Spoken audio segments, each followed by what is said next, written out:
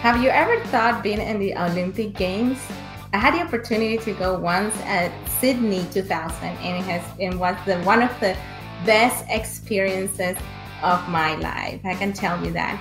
And tonight, I have a wonderful guest who's going to talk not only about the Olympic Games, her participation, her beginnings, her struggles, her successes, but also the Olympic art project that she's part of. Actually, only 4 people in the world, in the whole world, were asked or are going to participate on this project. And she is Lanny Barnes. She is a 3-time Olympian. She competed in biathlon in the 2006, 2010, and 2014 Olympic Games. She has a twin sister, Tracy, who she competed together with in Torino, Italy in 2006. Lanny competed in the Vancouver, Canada Olympics in 2010, where Tracy was the alternate. Lanny posted the best U.S. finish in 16 years for the U.S. women at the Olympic Games. Lanny started drawing and painting at the early age, and despite very little instruction in art, she became a professional artist in 2000. She specialized in wildlife art and charcoal, but has done everything from style life to portrait to landscapes in every form of media. And Lanny Barnes, this wonderful lady who's gonna be talking to me and to you tonight, she's gonna be at the 2018 Winter Olympic Games. So let's say a huge hi to Lanny. Hello, honey. Lanny, how are you?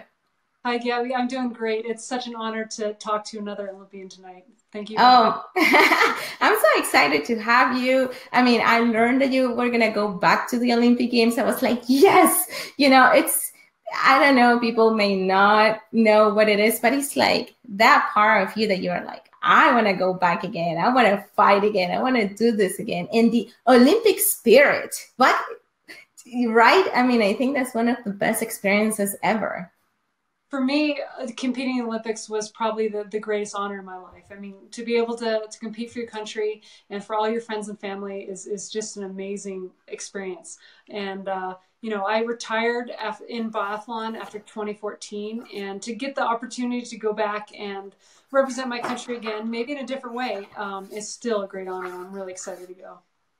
But before we go there, why don't you tell us how were your beginnings? I mean, you started doing biathlon just like that, who goes and, skiing and shooting? So I had twin sister and an older sister, so 3 girls, and my parents were very active. They really enjoyed the outdoors. So we had that kind of upbringing where we were doing a lot of things outdoors, hunting, fishing, hiking, and getting into shooting sports at a young age. Our dad was very passionate about shooting and hunting, and so we just kind of fell in love with it at an early age, and from there just kind of joined biathlon kind of by accident, and really fell in love with it, and from there just turned into a dream of competing in the Olympics, and it's taken us on an incredible journey ever since. But now the interesting thing is that at this Olympics, you're not going to necessarily, you're going to go as an artist. So that means that you have been an artist for how long? I have been, I'd say most of my life, just as long as I've been a shooter. Wow. I think, yeah, my mom. I'm sorry that I interrupt you, but those are the things that, how do you learn that you have that skill? You just grab a piece of a paper and you start drawing, or how do you develop that skill? Or your parents so like, look at this girl, she can actually draw? Well, it's basically the same as just picking up a gun and learning how to shoot. My mom and my grandpa were very good artists. They never did anything professionally. Mm-hmm. Only showed things to family and friends, but to me, that was kind of inspiring. And when I was a kid, I loved to draw. That was the only thing that I could do that would get me in a seat for more than 5 minutes. And I just always had a hard time sitting still when I was a kid. So I could sit in a chair and draw. And my favorite thing to draw were horses. And, you know, I could sit there and draw horses for hours when I was a kid. And from there, it just kind of developed into, you know, learning on my own different techniques and kind of figuring it out on my own, I guess. I think that's fantastic. And why the charcoal? I mean, technique. Is it something special? How do you learn that? How do you learn that? And can you show us a little bit of one of your pieces so everybody can see what kind of work do you do? Yeah, definitely. So a lot of the artwork that I've been doing lately has been with the charcoal, like you said. I didn't start out with charcoal. Very humble beginnings, you know, pencil and paper and things like that. But as I took a beginning art class in high school, and we kind of dabbled in a lot of different things, you know, from watercolor to oils to charcoal and things like that. And I really loved the way that you could take charcoal and make things look very realistic. And so I started doing white charcoal on black paper so that you could get kind of a realistic wow, dramatic effect, you know, with the white on black. That's for beautiful. Me, it was kind of challenging in a way because you use the opposite side of your brain to do the white charcoal. So when you're doing white charcoal, you put down the opposite of what you do if you're doing black on white. So if this was a white piece of paper and I was doing the black parts, I'd fill in all this space in here that are dark. And so it kind of makes you think a little bit different when you're doing that. That's fantastic. And let me ask you something, Lanny. Like, what, you know, go and explain to all of us a little bit of how is this new opportunity to go to the Olympics, because you're an biathlete, but you're not going to go like a biathlete. So how does it work? You know, it's going to be different going to the games and not competing. But it's an incredible opportunity to go as one of, like you said, only 4 artists in the world that are going to. Oh, you say that and I just get goosebumps, because can you imagine only 4 people in the whole world? Yeah, there's a lady from Greece, a guy from France, another guy from Great Britain, and then me from the US, and we're the 4 representing the world in a sense, and creating artwork that can inspire the Olympic movement. So I'm not going to say like what is going to be your job or anything like that, but in a sense, I mean, what do you think is going to be your day-to-day you know, experience down there, or how you're going to base your artwork? And by the way, we have to do it live from Korea. Oh, definitely. Yeah, we'll definitely do this again when I get over to Korea. A lot of the things that I'm going to be doing during the day, two main goals that we're going to try to do is complete a piece of artwork a day for each sport. And then a big collaborative of all the, try to get as many Olympians to add to a piece as possible. So it's going to be pretty exciting. Yeah, and a lot of work. How long it takes you to do that? Like one piece?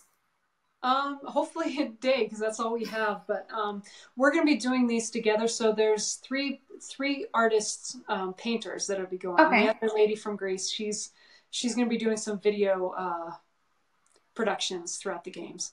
But so there's the 3 artists, painters that will all work together to complete things. So hopefully that'll help us get them done throughout the day, and also bring in other Olympians to help with the big collaborative that we're doing as well. That's amazing. Lanny, what has been when you went to the other Olympics, did you go to a inauguration ceremony or the close? You know, as soon as we made the team, there was a big celebration just within US Biathlon, and a big party. But probably the biggest celebration, I think, as far as the Olympic movement goes, is the opening ceremonies.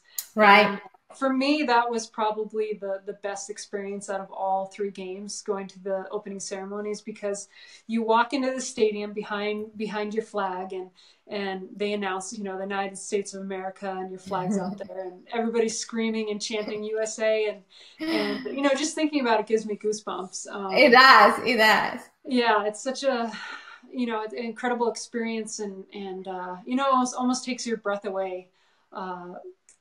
I don't know if it happened. I don't know if it happens in the Olympics. I went to the Summer Olympic Games, and so in Sydney, what they did, they kept all the athletes and the countries in a different separate venue, like in a cover venue. And then as they were walking, you know, they were saying, okay, you know, it's time for USA. So they'll walk. So, but I remember as we were in this venue, it was a competition who would chant their countries, you know, harder. Like it would be like us in Venezuela would be Venezuela, Venezuela. And then the US team, which were, you guys are huge, they would say USA, USA. And it was such a, oh my God, it was just amazing, the great experience. And like you say, you know, and most people probably don't see that.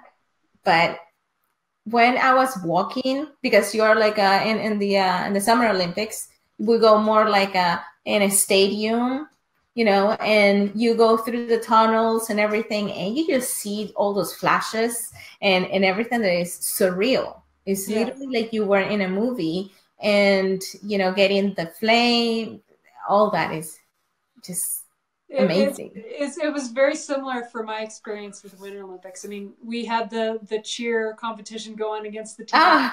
And you know, the Winter Olympics in general is a lot smaller than Summer Olympics as far as number of participants, but there's so much national pride for every country, and you know, I think as far as sports go, it's one place where the athletes themselves can kind of put politics aside and you know, come together and just compete solely on trying to be the best, be the best you can be. And yeah, exactly. You know, like I was telling, exactly how it is. Like I was telling some people ask me, you know, oh, you know, that person won a gold medal, or the second, how do you say, the first loser is a silver medal. But I'm like, just put in an example in this Summer Olympics in the swimming. Okay, these guys lose for hundredths of a second. Mm-hmm.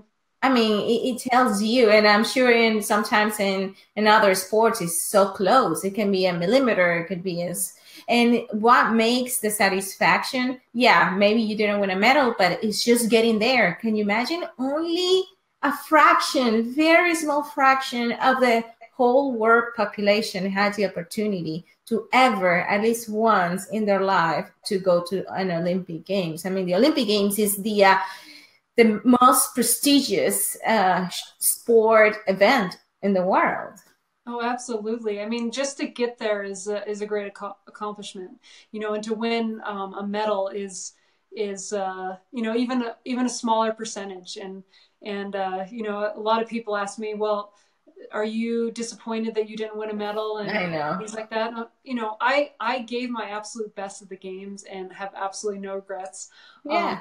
I remember I think we were riding in the van. We had flown into Sochi for the 2014 Olympics, and we were hopping on our van to get to the athletes village, and we were all just kind of discussing about what a small percentage is that actually wins a medal. And for us in biathlon, you know, we have, you know, close to 130, 140 participants in each race. So that makes the percentage a lot less than even some of the other sports where maybe they have, you know, up to 20 athletes. And it's fascinating because, for instance, in my case, when I qualified to go to the Olympic Games, I was not even expecting it. I didn't know. I went to the Pan American Games in 1999. And the funny thing is that, you know, when you do the cycle, going to different competitions, trying to get a quota or trying to get a slot. So I was going through South American Games, Bolivarian Games, South American Games, everything that could relate to Venezuela. And in all those games, I was winning a silver medal, right? Yeah. On all of them. So I go to the Pan American Games in 1999 in Winnipeg, and I win a silver medal. And it's funny because I look back and I look at the results and I was like, a silver medal again. And then I see everybody, you know, the Latinos who were there. It's like, you did it. I'm like, yeah, silver again. He said, no, because at that time, gold and silver were plaza to go to the Olympic Games. Wow. So, you know, I was not expecting it. And while as a teenager, because I was 18 at the time, 19, yeah, I was 18 at the time. I used to see or thought Olympians were like superhumans. Like, who goes to the Olympic Games? And then you realize that no, you know, all it takes is determination, training, a lot of hard work. I mean, you tell me, how hard do you train? How? Extremely hard. I mean, we, you know, like Tracy and I, we both competed together for the Olympics, and you know, it's something I believe that anybody can do anything they put their mind to. And, you know, if you want to be an Olympian, then go out there and do it. You know, you got to put in the hard work, like you said. Yes. You got to be determined, and you have to set yourself up so that, you know, you can succeed. And by doing that is by working hard, setting goals, and just going for it. How long do you, I mean, how many hours a day do you use to train when you were like training a lot? Yeah, so our typical day in biathlon is, you know, we'd wake up around 6 in the morning and go for a short run before breakfast, just to loosen up the muscles, do some stretching, have breakfast, go out for our main workout of the day, which was anywhere from 2 to 4 hours of physical training, then come back. And sometimes we combine that with shooting, sometimes not. And then lunch, a nap, another 2 to 4 hours of physical training with shooting, sometimes shooting after that, and then analyzing video and dry fire and cleaning guns. Wow. And then we were too exhausted to do anything else, so we just go to bed. But that was our day pretty much. Yeah, it is amazing. Do you have any, you know, like anecdotes that were funny, or that I would say that you treasure? You can say all of them. I mean, I guess we all have some of those. Some of them that were kind of not scary, but makes you nervous. One that is funny, and someone that is super happy. Let's put it that way. You know, I actually had quite a few funny moments. Besides the Olympics, we'd compete in World Cups, 9 World Cups throughout the winter, which would be, each World Cup was a week of racing in a different country. Mm-hmm. And so we'd travel around quite a bit on these race series. And you know, for biathlon, we were skiing and shooting. So we'd ski around, shoot, ski around, shoot, ski around, and finish. That was kind of the basic idea of biathlon. But yes, all of our races in Europe are very, very popular. Biathlon was the #1 most popular winter sport. So we'd get a lot of spectators at our events, and we'd start in this big stadium. And I remember it was a team event, and so I was the scrambler. I was the person that they nominated to go first. And I started the race and learned really quickly that winning the race in the first 150 meters, when you have, a 6 or 7 mile race, is not a good idea. Yeah. So I bolted out of the start and got ahead of everybody, and it was just like the greatest feeling in the world, because there was this, like, I'm winning! Yeah, I'm winning the race, and there was this big crowd of like 50,000 people just cheering me on. And at that moment, I stuck my ski pole in front of my ski and just face plant. And a girl from China, she flew over the top of me, took my gun over my head, and shoved in the snow. And another girl came over the top, and it was just this big pile of girls, and it was an absolute mess. But they have this program in Europe called Watts. It's kind of like the sports bloopers show. Mm-hmm. And they played my biff on that show for like an entire year. It was on the highlight reel. So it was... No. What is the best thing? What is the thing that you have liked the most? Or which was the Olympics that you liked the most? What I'm trying to ask is, at the Olympics, at the Village, do you guys had anything that you liked that you were like, man, that's awesome? Well, the Olympic villages are pretty incredible. I mean, it's like Yes. it's like a community. You know, it was kind of funny because being in an endurance sport, you know, we didn't do a lot of partying throughout the games like the snowboarders and those guys. So we had totally different schedules. So what? Those are the cool guys? Those are the cool guys that, you know, actually had time and their coaches allowed them to go out and party. But, you know, so we'd be out training all day and we'd come back exhausted and go to bed early at night, and they'd be, you know, their events would be at night, and then they'd party all night and be coming back in the morning right about the time when we were getting up to go out and do our workouts. But, you know, the athletes' villages are great because, you know, you have like the dining hall, you can get pretty much anything and everything you want. So. And at Sydney, there's one thing that I thought was the greatest thing. I mean, it was wonderful. So they gave us a little pouch with a coin that was Coca-Cola. At the time, I think that was the main sponsor, if I'm not mistaken, at the Sydney Olympics. Anyway, so that coin, what it was, I would put it on the vending machine, put it in, choose whatever drink I wanted it, and get my coin back. Nice. Yeah. So I thought that was one of the best things that, you know, obviously as a teenager, who doesn't like? Yeah, exactly. A gift that keeps on giving. That's great. Definitely. So did you stay in the athletes' village when you were competing? Yeah. We in Sydney, it was great. I mean, there were a few things that I was like, really. For instance, inside of the how do you call it, a village? I mean, the village, yeah. Yes. Village. In Sydney, we had even like McDonald's. We had even I would never forget that, but we had like a florist. I don't know why. Oh, wow. We had florists. Yeah. We had a nightclub inside of the village. We had you know, in that time, like right now, you have all the pictures are digital. Back that time, it was not like that. So we had a store where you could actually go and get, you know, give them your films and they'll print out your pictures. Oh, so wow. You have them right away. Nice. And obviously there was food forever. I mean, wherever we walked, there was food. And we had a 24-hour bus transportation that we could go to Sydney, to the city. You know, it was perfect. And the best part was, you know, the credentials. And I'm sure it happens to you. Once you walk around with the credentials, it's like, man, you are like a rock star in the city. Yeah, you get pretty much anywhere. Yeah.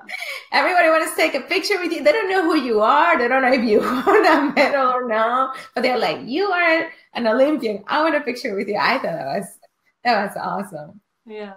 So what's your most exciting or embarrassing moment?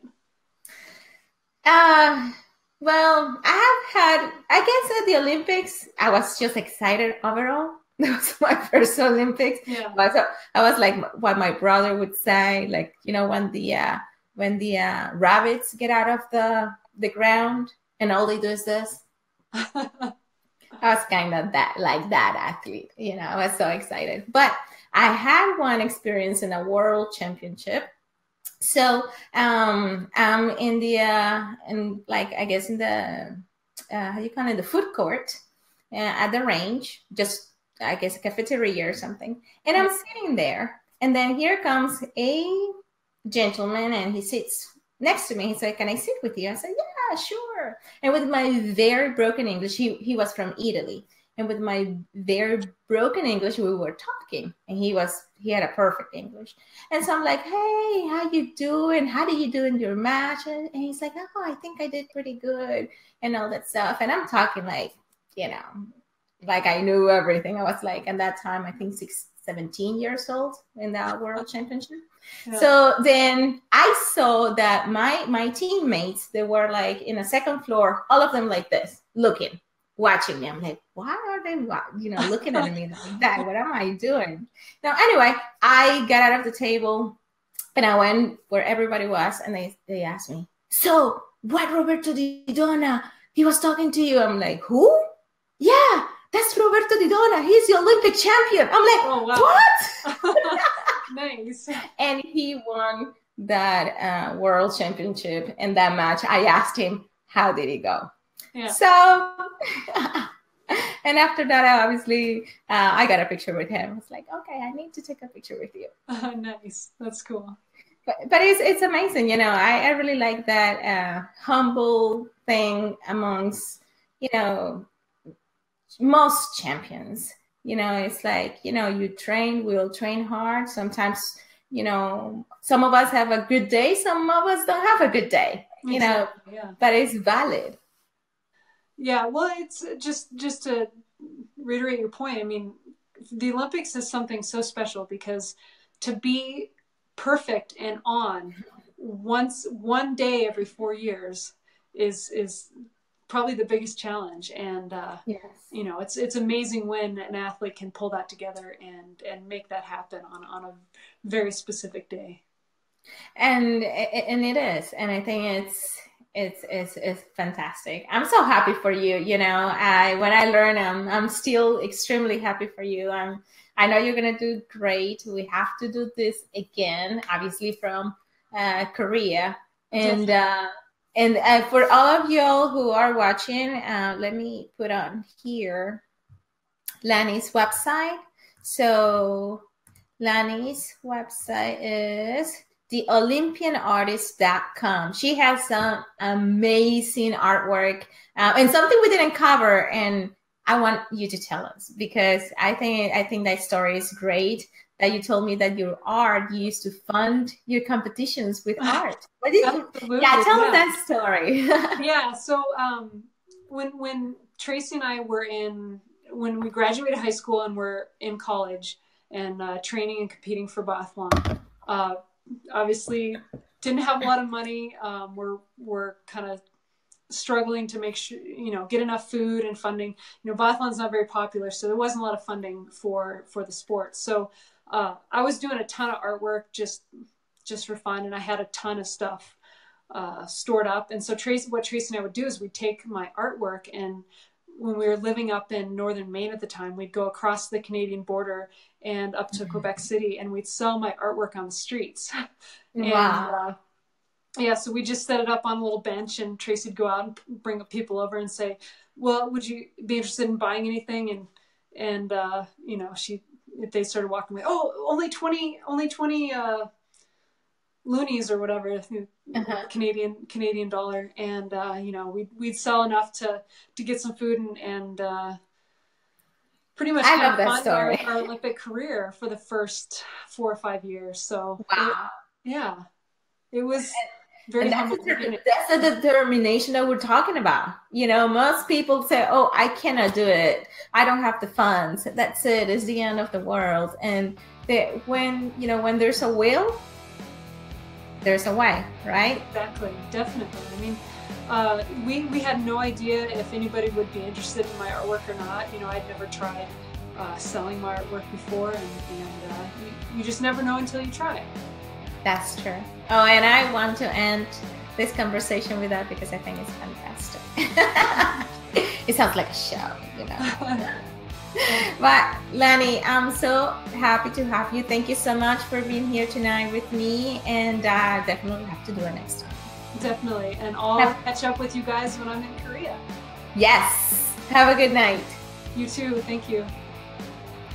Well, everybody, now you have it. Make sure that you go and follow her. I'm going to post her Instagram and Facebook, her website. She is an amazing woman, an amazing spokesperson for the sport, for the community, for everything. So, love you all. Thank you for watching. And this is the Second Amendment Guardian Show. Good night.